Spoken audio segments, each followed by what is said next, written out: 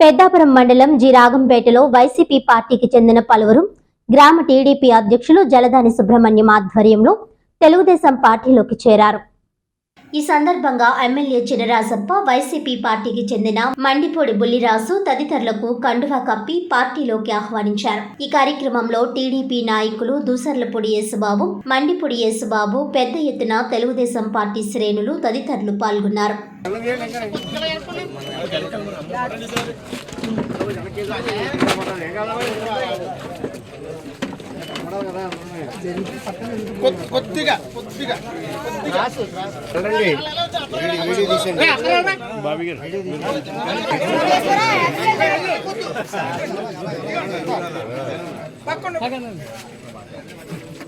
మహా పిచ్చండి తెలుగుదేశం అంటే మనవాడు బాబు చల్ల చూస్తున్నారు బాబు.